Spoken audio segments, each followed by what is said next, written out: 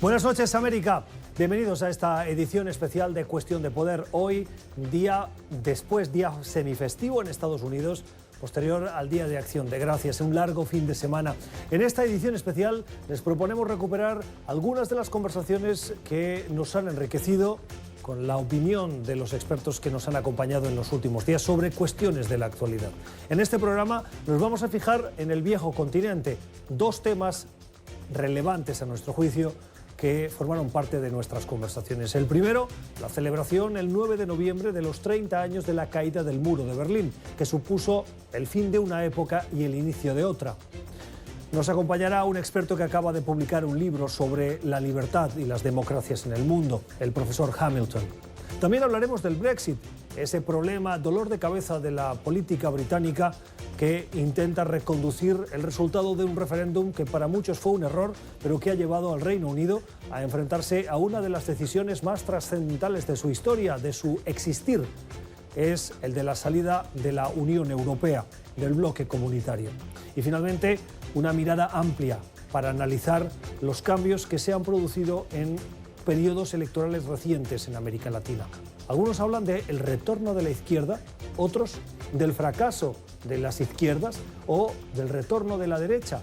Bueno, sea como fuere, nos acompañarán dos analistas que nos ayudarán a comprender qué ha pasado en los principales procesos electorales que ha enfrentado el continente americano y qué cambios traen. Bienvenidos a Cuestión de Poder, cuando son las 7 en Ciudad de México, las 8 en la costa este de Estados Unidos, Bogotá y Quito, y las 10 en Montevideo, Buenos Aires y Santiago. Victory is winning for our country. Hoy comienza un cambio de régimen político. Desde nuestros estudios en Washington, la opinión, el análisis y las voces que nos ayudan a comprender nuestro mundo. Es cuestión de querer, es cuestión de poder.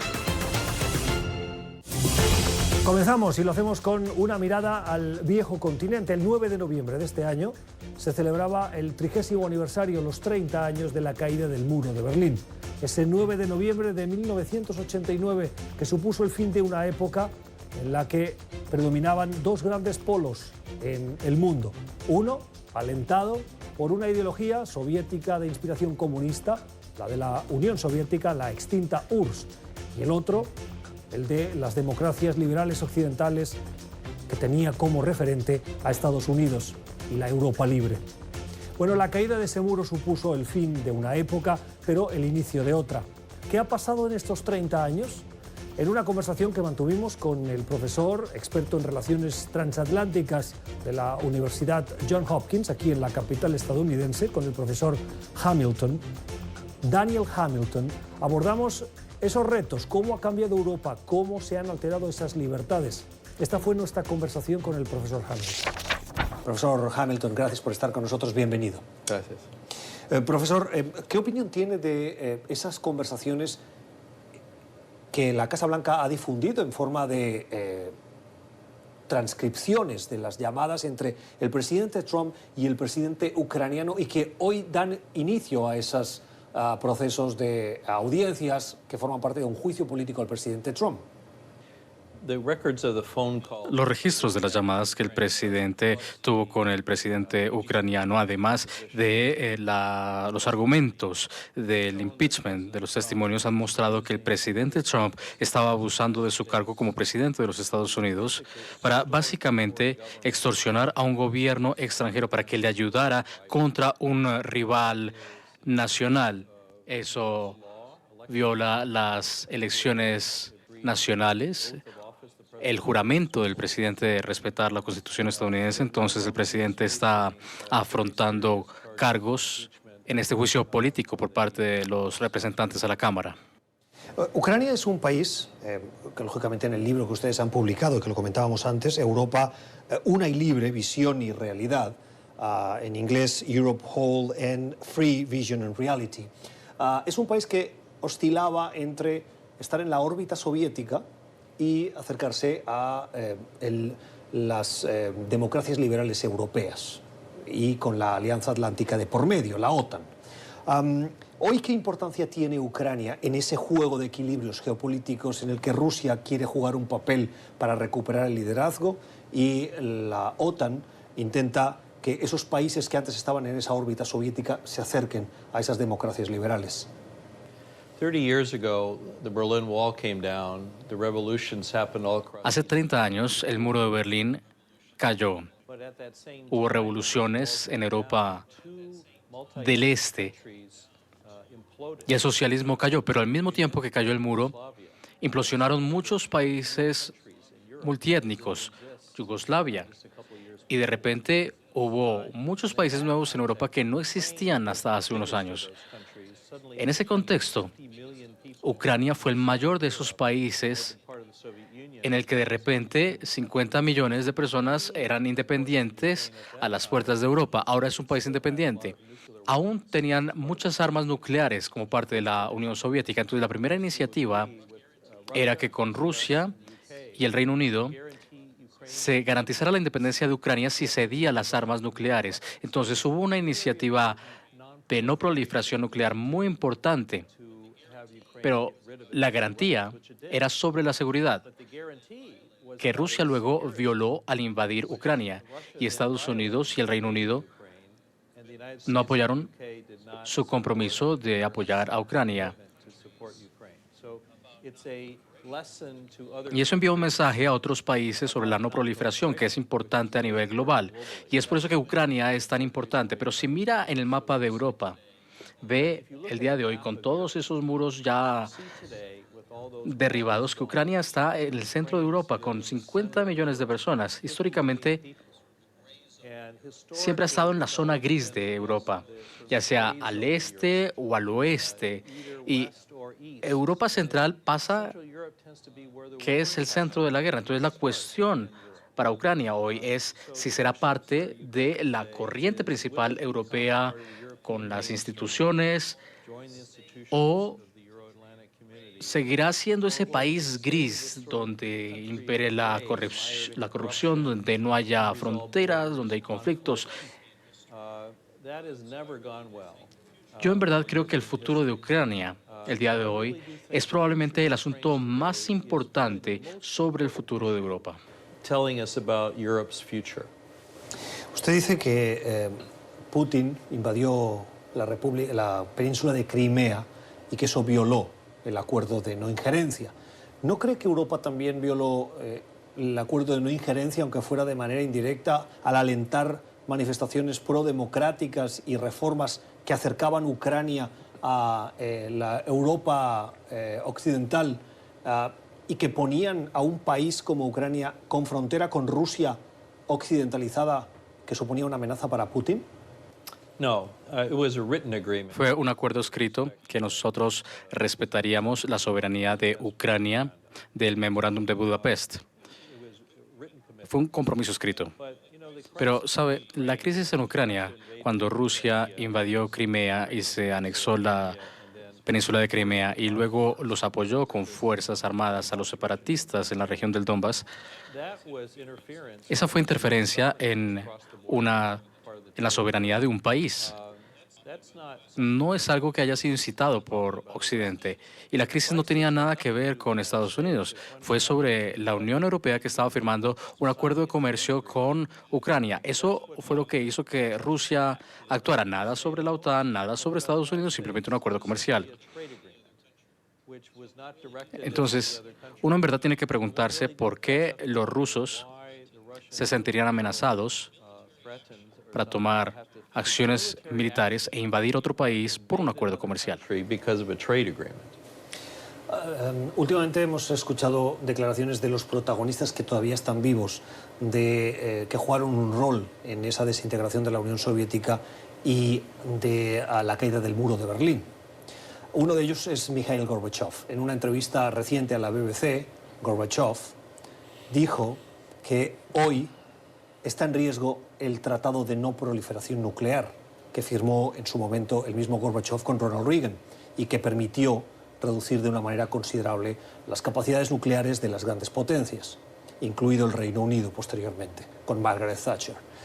Gorbachev alertaba del riesgo de ese acuerdo por un incremento de por parte de Estados Unidos de sus capacidades y actualización nuclear que ha seguido Rusia y al que se ha apuntado también China y otras potencias. ¿Está en riesgo? ¿Cree usted que está en riesgo también? Sí, toda la estructura de control de armas que fue construida después de la Guerra Fría se está disolviendo, se está derrumbando. Los tratados de no proliferación nuclear en Europa fue un acuerdo importante.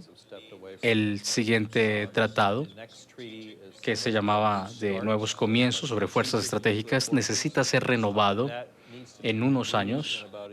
Estados Unidos quizá no quiera hacerlo. Esos son los acuerdos que quedan. Entonces no quedará nada más en términos de control de armas. Es el peor estado desde la crisis de los misiles en Cuba desde los años 60, sin acuerdos sobre control de armas nucleares a las potencias nucleares. Y además, lo que es peor, durante ese tiempo, después de que cayó el muro, hubo otra serie de acuerdos sobre tropas, sobre transparencia, el respeto a terceras fuerzas, cosas sobre no tener accidentes. Todo eso también se ha disuelto. El peligro de un accidente, de un avión que está volando o de una embarcación que está transitando es muy alto cuando Rusia toma estos ejercicios militares. Por supuesto, otros países podrían tener armas nucleares, no solamente China, India o Pakistán, sino incluso países más peligrosos. Y no son parte de ningún tipo de discusión sobre control de armas. Estamos entrando en un nuevo mundo que uno podría decir podría ser más peligroso del que fue a fines de la Guerra Fría. Tengo que terminar. En el libro que ustedes acaban de coordinar y que se acaba de publicar, Europa, una y libre visión y realidad, ustedes ven esa Europa central que tiene frontera con Rusia y con la Europa occidental como un actor. ¿Cuál es el futuro de esas regiones viendo la tensión que crece entre Rusia, el resto de Europa y Estados Unidos? Si mira al mapa de Europa al día de hoy, se han ido los muros. La Unión Europea tiene casi 30 países como miembros, como la OTAN. Parece una Unión Europea estable, pero si va al este, al este y al sudeste, en los Balcanes, ve un espacio muy grande en Europa donde la gente no sabe dónde está su futuro. No están integrados a ningún mecanismo. Están a la merced de la corrupción, de las tensiones, conflictos fríos de nuevo. Tropas rusas están en el territorio de 5 países diferentes. Esa es una receta para la inestabilidad y la violencia. Como lo vemos en Ucrania, esa guerra continúa. Entonces, gran parte de Europa, la parte este, sureste, no es estable. No son países libres. Están, en problemas. Y el occidente se ha retirado para tratar de lidiar con eso, y los rusos tienen, dicen ellos, un derecho en particular para influenciar esos países, pero hemos visto en la historia europea, esos países en el medio no saben dónde está su futuro y son los jugadores de grandes poderes, y ahí es donde llegará el desastre. Es la opinión de Daniel Hamilton. El señor Hamilton es profesor en la Universidad Johns Hopkins y hoy preside la Red del Liderazgo Transatlántico, que acaba de coordinar la publicación de un libro, Europa, una y libre, visión y realidad. Profesor Hamilton, gracias por haber estado con nosotros. Thank you. Muchas gracias. Vamos a la pausa. Esto es Cuestión de Poder. Ya regresamos con Cuestión de Poder.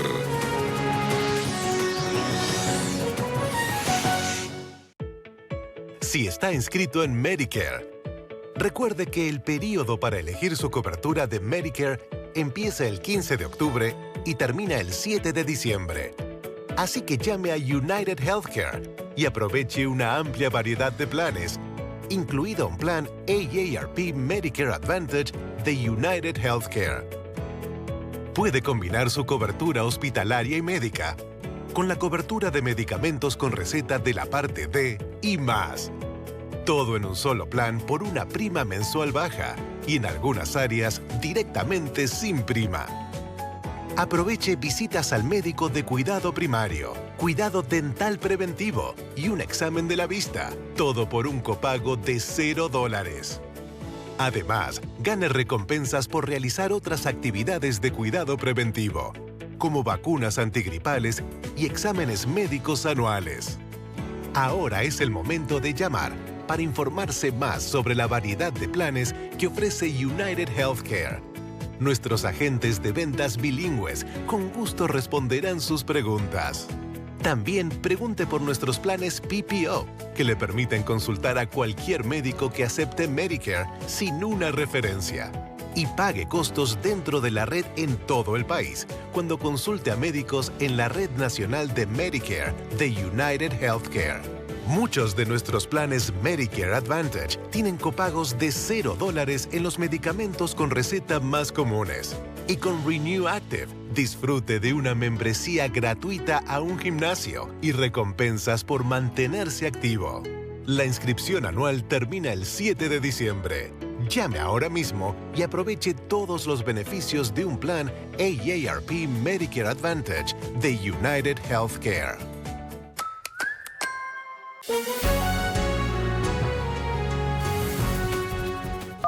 América Latina. Y es la última línea de defensa que le queda a Maduro. Medio Oriente. Gaza es un enclave controlado por una organización terrorista. Estados Unidos. Tenemos planes y la reacción será muy fuerte. Europa.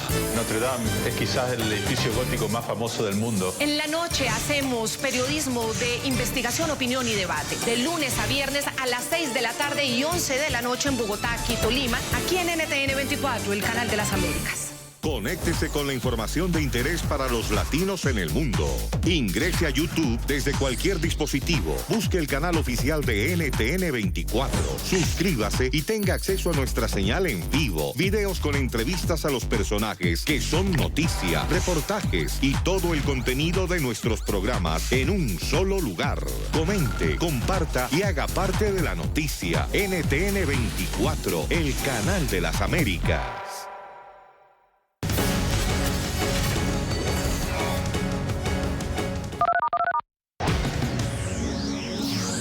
Estamos presentando Cuestión de Poder. A continuación, Zoom a la noticia. Más adelante, Mujeres de Ataque. Nadie te acompaña en esos días como nosotras. Nadie. Descubriste que tu zona B tiene un jabón que previene lo que no quieres tener. Ahora tu piel se siente distinta porque dejó atrás el jabón en barra. Con las toallas de nosotras has ganado la pelea, incluso de blanco y en tu día más fuerte. Gané.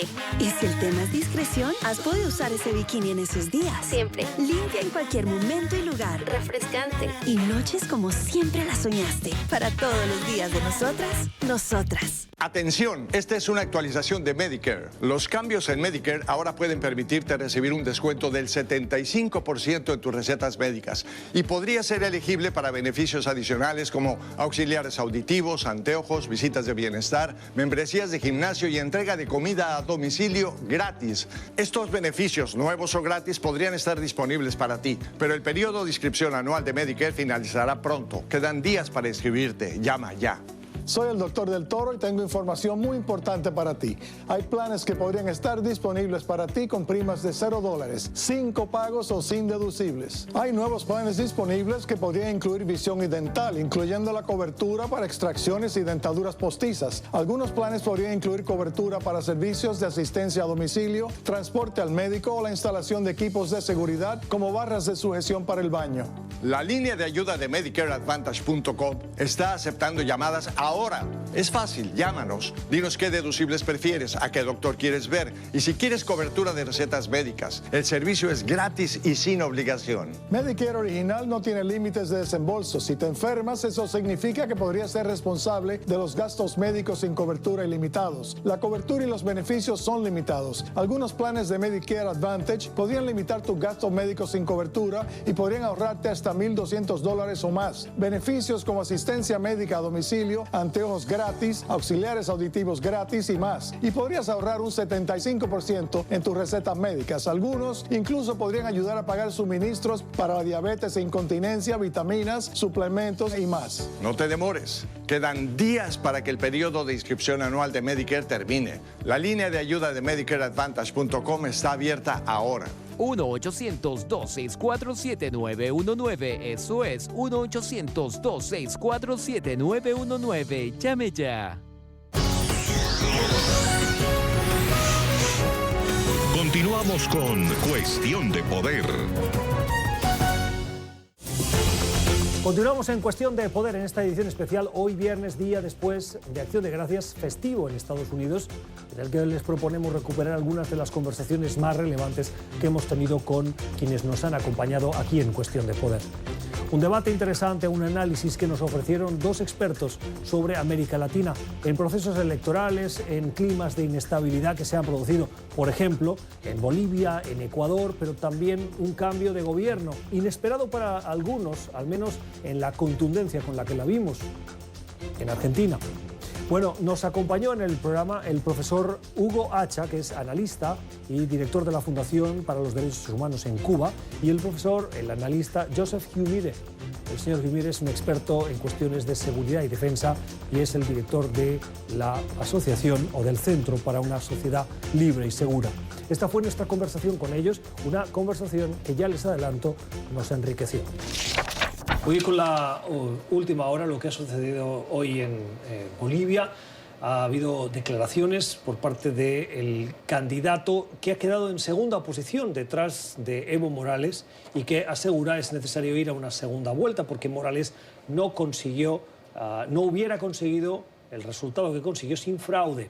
Hay una auditoría que está impulsando la Organización de Estados Americanos. El gobierno de Morales ha dicho que la va a aceptar los resultados, son vinculantes, pero hoy Carlos Mesa ha dicho que no lo acepta. ¿Por qué? ¿Qué argumentos le llevan, Hugo, a rechazar algo que podría ser positivo para él? Lo primero que hay que entender es que tú ya dijiste la palabra clave de esto, fraude. El fraude que se ha dado en Bolivia es de proporciones monumentales y conoce pocos antecedentes en la historia latinoamericana.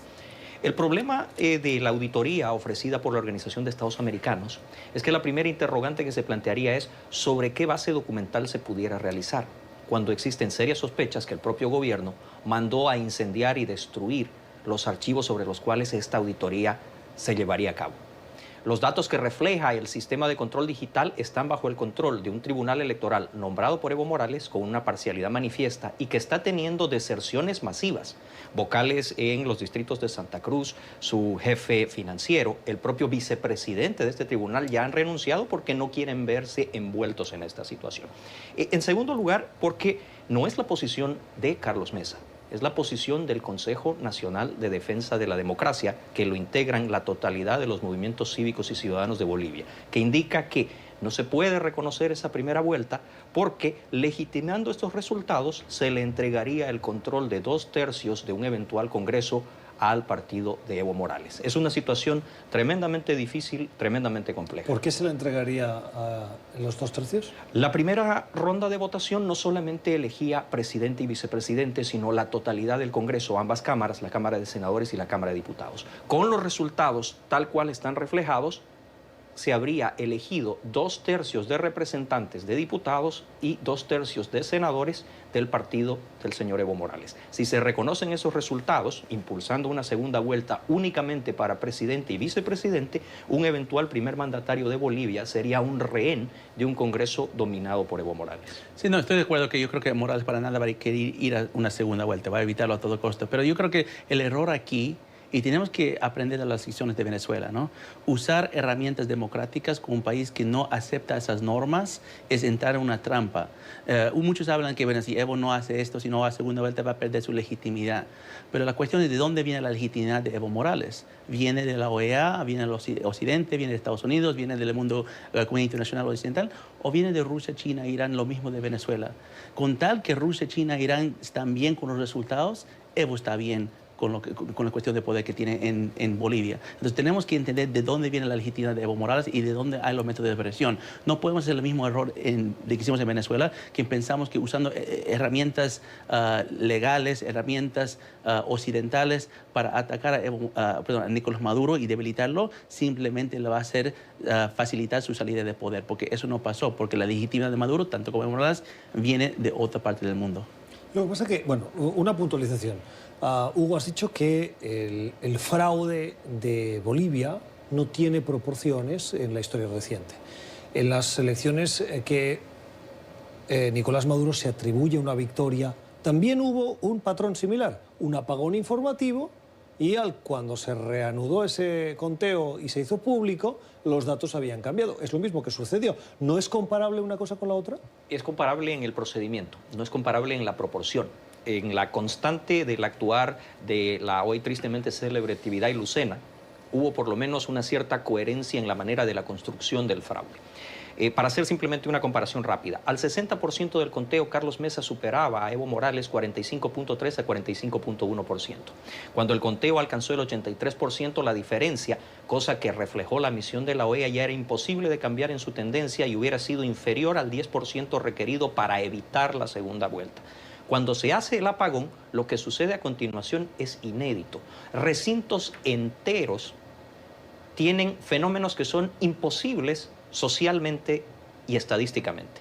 La integridad de los votantes estuvieron presentes. Nadie se mudó, nadie se enfermó, nadie falleció. Los que estaban fuera del país votaron. Los que habían fallecido votaron. La integridad de los integrantes de recintos completos votaron a favor del partido de gobierno. Ese nivel de manipulación, que creo fue gatillado por la inesperada proporción de votantes que estaban rechazando a Evo Morales, en esto también hay que ser claros, más que una votación por Carlos Mesa o por cualquier candidato, fue el reflejo de aquel plebiscito del 21 de febrero que le dijo no a la posibilidad de la postulación de Evo Morales. Su mera presencia en la papeleta de votación era inconstitucional y eso motivó en proporciones el mayor fraude, creo yo, de la historia latinoamericana. Y a pesar de ser un fraude gigantesca, era una fraude muy anticipada. O sea, todos sabían que iba a cometer este fraude. Yo creo que esto es un poco del fracaso de la comunidad internacional, porque todos sabían que iba a cometer esto, mucho más los bolivianos mismos. Los bolivianos reaccionaron demasiado rápido porque anticipaban que Evo Morales iba a hacer algo de estilo. Lo que pasa es que quiero deciros una cosa. Si Carlos Mesa estaba en tan desacuerdo y todo el mundo esperaba esa manipulación, lo que me pregunto es, ¿por qué concurren a esas elecciones? Porque tenían la esperanza, entonces, escuchándoles a ustedes, naif, de que Evo Morales no iba a hacer nada y por lo tanto iba a permitir perder el gobierno. O dos, si el señor Carlos Mesa ahora no quiere ir a la segunda vuelta, ¿por qué fue a la primera? Porque no quiere un Congreso que sea el que tenga como rehén al gobierno. Entonces que no sea candidato, porque él sabía que la tendencia era esa. Veo como incongruencias de origen que ahora se utilizan como argumentos para rechazar la auditoría, la segunda vuelta. ¿No le parece que falta un poquito de visión de Estado o como mínimo de una estrategia más sólida? Eso es un excelente análisis y a mí me alegra. Yo quiero parabenizarte porque alcanzar ese tipo de conclusiones que a ti te parecen lógicas fueron las que la clase política boliviana no ha alcanzado al día de hoy. Y en esto tengo que estar totalmente de acuerdo con Joseph. No entienden a lo que se están enfrentando. El mismo tipo de metodología que se ha usado para interferir en los procesos democráticos de Ecuador y de Chile es lo que internamente utiliza Evo Morales. Evo Morales no juega con las reglas de la democracia. Evo Morales no está interesado en lo que venga a pensar un organismo internacional o los Estados Unidos. Sí. No, y lo que creo que aquí, la posición política de Bolivia, como la posición política de Venezuela, históricamente, empíricamente, ha sido manipulado por varias diferentes maneras, de maneras de inteligencia, de manera informática, propagandística, como quieras. Y lo que pasa aquí es que todavía la posición política en Bolivia no entiende el objetivo final de Evo. Como la clase política de Venezuela no entendió el objetivo final de Maduro en Venezuela. Entonces, en este aspecto, todos piensan que Maduro, Evo solamente quiere poder y capturarlo y mantenerlo, pero ahora lo que estamos viendo en América Latina es un fenómeno donde no solo es el poder que está en cuestión, es la habilidad de empezar conflicto. Y conflicto no siempre va al poder, el conflicto también va a avanzar intereses estratégicos. Entonces, esa es la parte de Bolivia, creo que la parte de la clase política no todavía entendió. Vamos a intentar avanzar porque si no se nos va el tiempo. ¿Qué viene ahora en Bolivia? Es decir, está en disputa esa auditoría, hoy Carlos Mesa ha dicho que no, ¿qué opciones hay sobre la mesa? Mira, pase, lo que yo veo es que Evo Morales se va a empezar a tener una disputa constitucional, y eso es lo que quería. Quiere que la oposición se levante, dije, tú eres ilegítimo, él dice, no, yo soy legítimo, y hay una crisis constitucional en el país, y ¿qué resultado hay? Se fractura el país. Se fractura el país, construye un conflicto, y empieza otro esquema parecido a Venezuela para movilizar las redes y chantajear a los vecinos. Aquí Chile está en cuestión, Perú, en Paraguay está en cuestión, o sea, Bolivia, siendo el corazón de Sudamérica, puede afectar mucho más países que Venezuela simplemente por su posición geográfica. Con una gran diferencia que hay que añadir al análisis de Joseph. A diferencia de Venezuela, a la que puedes en cierta medida y a través de esas acciones efectuar algún tipo de control sobre su capacidad de incidencia, Evo Morales es autosuficiente financieramente porque la base económica de su organización no es algo que se cotice en bolsa ni sea objeto de comercio exterior, es básicamente el narcotráfico. Y desde ese punto de vista, el potencial de conflicto, como bien acaba de decir Joseph, es enorme. Estás en el corazón de Sudamérica y tienes una dinámica de migración que afecta directamente a la Argentina, a Chile, al Perú, al Brasil y en buena medida a la región en su conjunto. Hay dos lecturas que estoy leyendo de una manera persistente en función de qué posición ideológica tengan los que escriben, los ensayistas, por decirlo así. Está la que le pone el acento a que esto es injerencia venezolana, que prende el fuego, que moviliza, que envía activistas, que paga y que crea el conflicto. O está el analista, muchos de ellos con un perfil socioeconómico, político-económico, que dicen, oigan, es que sí puede haber una cierta injerencia, pero es que el sustrato es un sustrato de inequidad social, de diferencias, de empobrecimiento de la clase media, de políticas neoliberales que hacen que la gente no pueda llegar a final de mes, etcétera, etcétera. ¿Ustedes comparten cuál de las dos visiones o una combinación? No, ninguna. Yo creo que un poco de los dos están correctos, pero no todo en su totalidad, y creo que los dos son simplificados. Evidentemente hay descontento en América Latina, la bonanza de commodities ya acabó, China ya no está consumiendo como era antes, las economías están en decaída, entonces eso va a crear este clima de descontento. Pero también no podemos separar el clima de descontento con lo que está pasando en la región en términos de Venezuela y todas las redes que se están fortaleciendo. Sin embargo, yo creo que hay que tener mucho cuidado en saltar a conclusiones, a decir que es un grupo en particular como Foro Sao Paulo o que es un país en particular como Cuba o Venezuela, porque son redes. Hoy en día las cosas funcionan de una forma mucho más sofisticada de simplemente un país. Son coalición de países que funcionan con actores estatales como todos no estatales. Entonces yo creo que las dos cosas se combinan y hay una tercera explicación que son redes transregionales que están empezando a construir una matriz en América Latina para poder destabilizar la región, para poder deslegitimizar a Estados Unidos. Bueno, en realidad has descrito dos partes de los elementos que le permiten a un nuevo modelo que desarrolla una guerra de alta sofisticación, que utiliza los movimientos sociales, que utiliza esa integración de redes que ha descrito Joseph, para crear en el conflicto su verdadero propósito. Mientras el conflicto se extienda, tú puedes crear crisis humanitarias, tú puedes minar la legitimidad de gobiernos democráticos legalmente establecidos y puedes debilitar y fragilizar la posición y la presencia norteamericana en la región. Entonces hay que mirar más allá, también estoy de acuerdo en eso, porque no se trata únicamente del crimen organizado regional, sino transnacional, no se trata solamente de los movimientos políticos de la América Latina, sino de los intereses de potencias ajenas a la región. Vamos a poner nombres a estos sujetos. Hemos hablado de Venezuela. Yo siempre me pregunto estos días, cuando leo esos análisis, ¿qué capacidad tiene Venezuela hoy? Es una sociedad empobrecida, un gobierno con una altísima limitación a base de sanciones internacionales y con una PDVSA que no da los réditos que daba con un precio del petróleo en el que nos se encuentra hoy. ¿Tanto crédito hay que darle a esa mente oscura venezolana es que yo no quiere iría llegar hasta esos recónditos lugares? Yo no iría a Venezuela. O sea, ni siquiera Venezuela es la madre de todos los conflictos. O sea, no hay una cabeza única, es una hidra, ¿no? Hay varias cabezas. Pero yo las cabezas principales que siempre miro a mi centro y estamos investigando siempre son 4. Son Rusia, China, Irán y Turquía. Son los mismos que están haciendo conflictos en casi todo el mundo. Los mismos que están haciendo conflictos en Europa, en Asia, en Medio Oriente, en África. También tienen sus tentáculos en América Latina y sí tienen poder. No digo a Venezuela. Venezuela es como un país periférico que están utilizando para movilizar conflictos en América Latina de la misma forma que lo está palestino en Siria. Entonces, esto es una cosa, un rompecabezas mucho más geopolítico y global. Y creo que si la gente mira a Venezuela como tú bien dijiste, como la parte más fuerte de todos estos movimientos, está mirando la cabeza equivocada. Maduro mismo no tiene ese poder o protagonismo y Venezuela como movimiento tampoco va a poder tenerlo. Pero si aumentas estos otros actores, la cosa se puede ser mucho más compleja. Antes de darle la palabra a Hugo, el objetivo último que persiguen todas estas cabezas es el descrédito, has dicho, de Estados Unidos. Claro. ¿Eso es lo que realmente les interesa? Quieren hacer lo que en su visión de ellos, en la mente de ellos, lo mismo que ellos acusan a Estados Unidos de hacer en sus patios traseros, ¿no? Lo que piensan que Estados Unidos está haciendo en Ucrania, está haciendo en Arabia Saudita, está haciendo en Japón. Ellos dicen que ellos quieren que América Latina sea una zona con poca influencia de Estados Unidos, que es en nuestro propio hemisferio. A estos actores de alcance global que acaban de ser mencionados, China, Rusia, Turquía, Irán, hay que añadirles los operadores que hacen esto posible. Políticamente en la región es Cuba. Sí. Cuba, a través de un know-how adquirido a lo largo de toda la Guerra Fría, con capacidades de conexión y una construcción de redes que fácilmente te alcanzan África, el sudeste asiático y, por supuesto, Centroamérica y Sudamérica.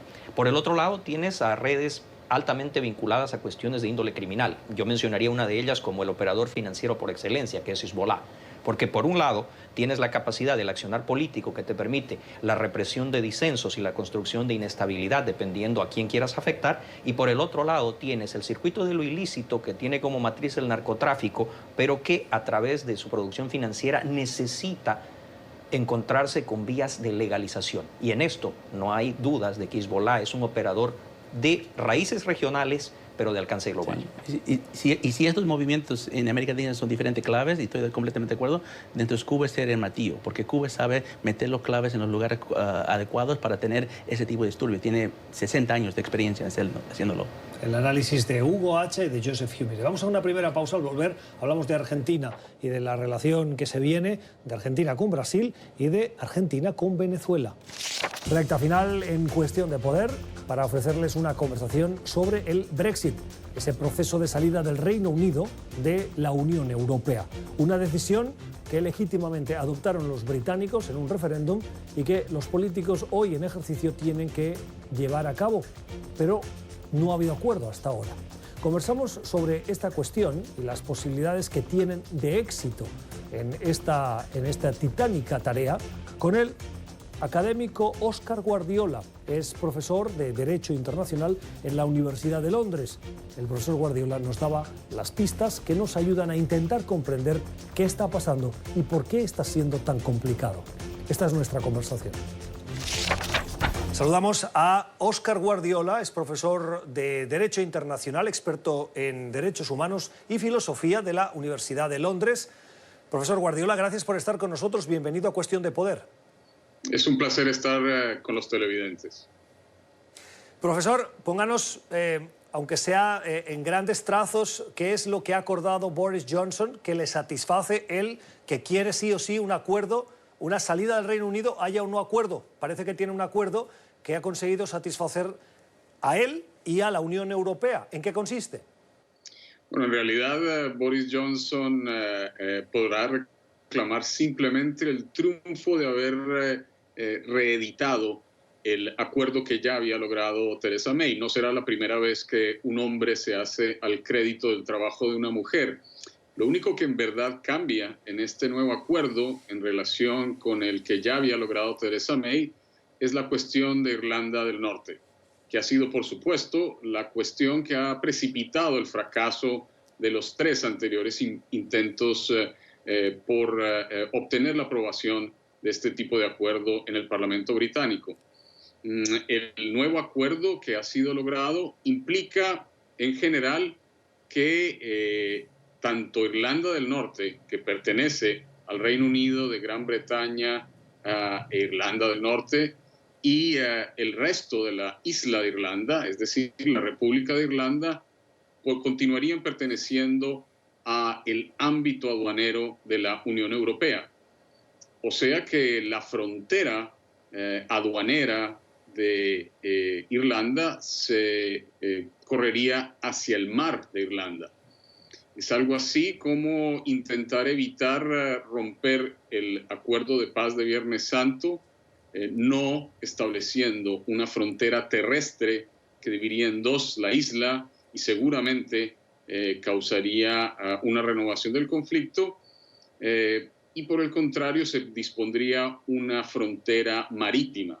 Ahora bien, ello implicaría la gran posibilidad de una reunificación en Irlanda, o por lo menos el que la isla completa, tanto Irlanda del Norte como la República de Irlanda, continúen perteneciendo a una esfera jurídica y económica en efecto diferente a la del resto del Reino Unido. Y eso es algo que por supuesto será inaceptable para los unionistas de Irlanda del Norte. Y este es solo el comienzo de los escollos para este acuerdo que ha logrado Boris Johnson. Vamos a ver, para entendernos, el Reino Unido está compuesto por 4 territorios, 4 naciones: Gales, Escocia, Inglaterra e Irlanda del Norte. El acuerdo lo que dice es que los que forman parte de la isla de Inglaterra o del Reino Unido, es decir, Gales, Escocia e Inglaterra, tendrían frontera con la Unión Europea. Pero ese pequeño territorio, de facto, lo que está haciendo Boris Johnson es entregarlo a la Unión Europea o como mínimo a Irlanda. Correcto. Y es por ello que uno de los 3 ápices, si se quiere, o de los 3 ángulos de la triangulación política que requeriría hacer Johnson para aprobar su nuevo acuerdo, pues parece estar abocado al fracaso. Se trata del apoyo del DUP, el partido unionista de Irlanda del Norte, que bajo ningún concepto aceptaría el que Irlanda del Norte consiguiese o continuase perteneciendo a una esfera económica y jurídica diferente a la del resto de Gran Bretaña.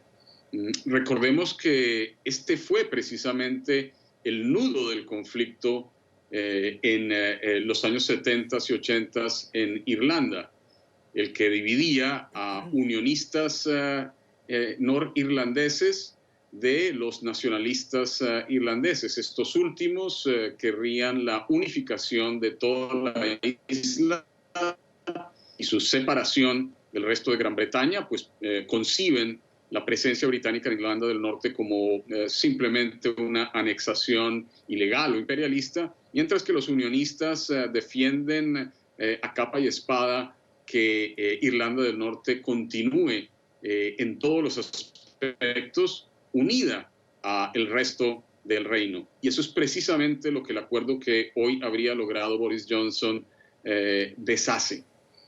Como ya se decía antes, el resultado de Brexit, o uno de los resultados de Brexit, no podría ser otro que la disolución del Reino Unido. Y este tipo de precisamente ese resultado.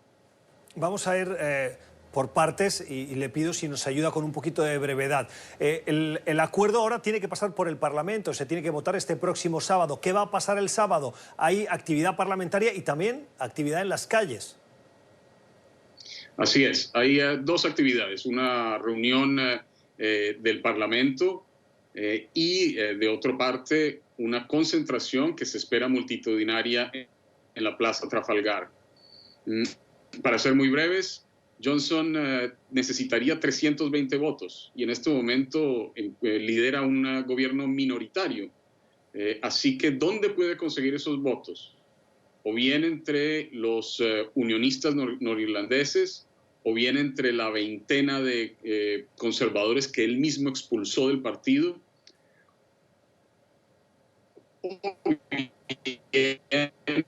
entre el intentar hacer esta triangulación donde la estrategia de Johnson empieza a hacer agua.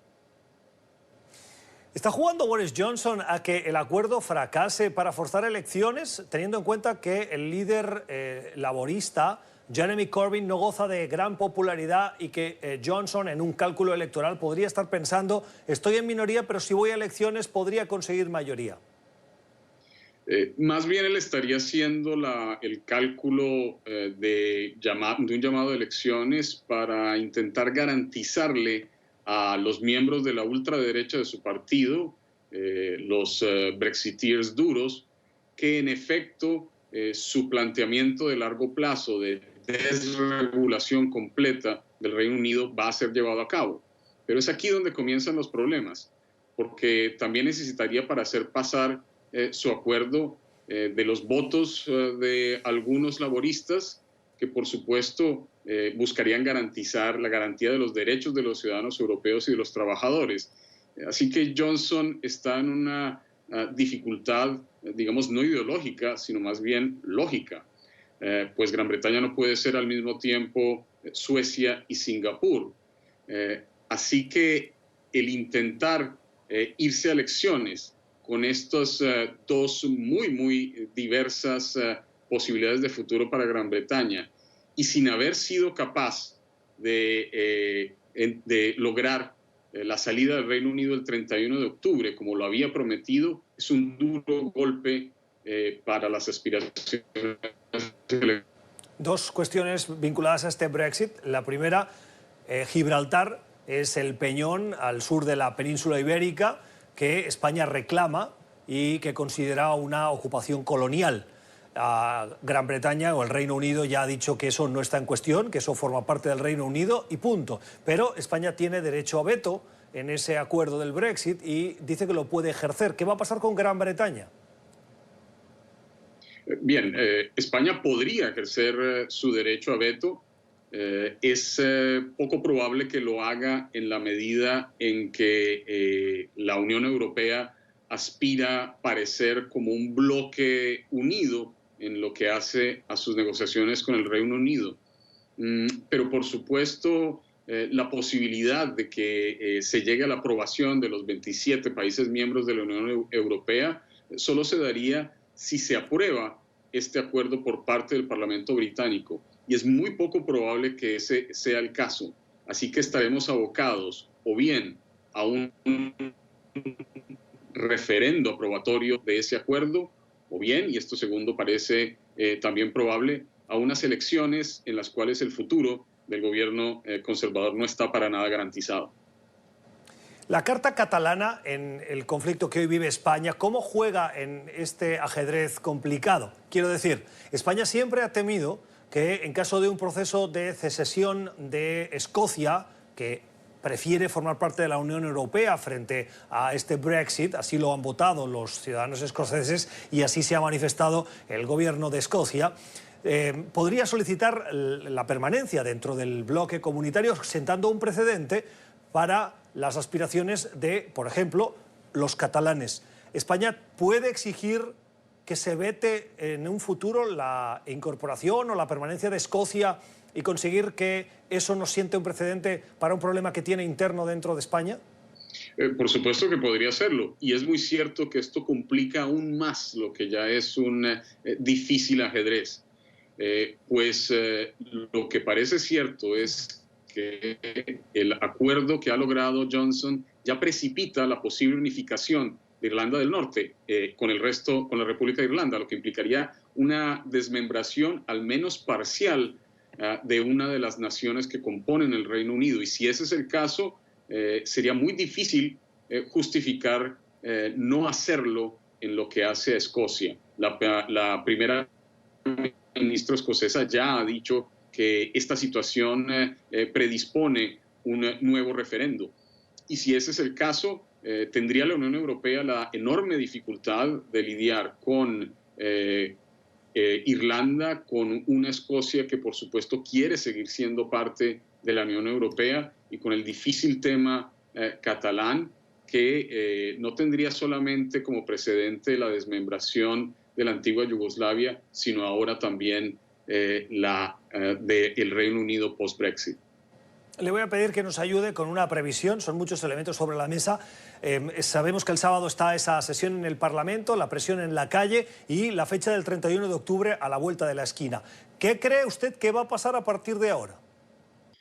Creo que va a ser muy poco probable que Johnson logre que se apruebe su acuerdo en el Parlamento. Ello implicaría o bien la posibilidad de un referendo aprobatorio con lo cual se vería obligado a pedir una extensión más allá del 31 de octubre, lo que implicaría un duro golpe para sus aspiraciones político-electorales,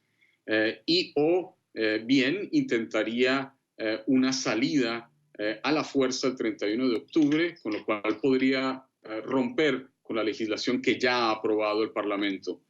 Así que en realidad es una situación más complicada de lo que parece para el primer ministro Johnson y que en efecto parece debilitar aún más su ya débil posición política.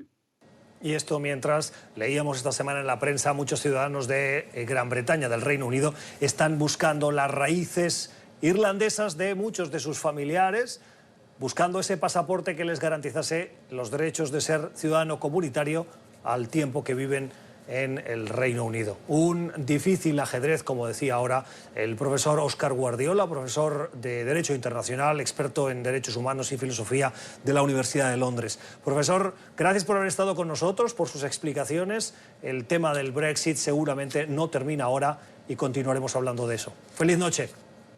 Muy buenas noches. Esto es Cuestión de Poder. Ya regresamos. Hasta aquí esta edición especial de Cuestión de Poder. Esperamos que hayan aprendido cómo lo hemos hecho nosotros de nuestros invitados. Nosotros volvemos el lunes, en el horario normal, con la estructura normal del programa. Gracias por su confianza. Que tengan un feliz fin de semana.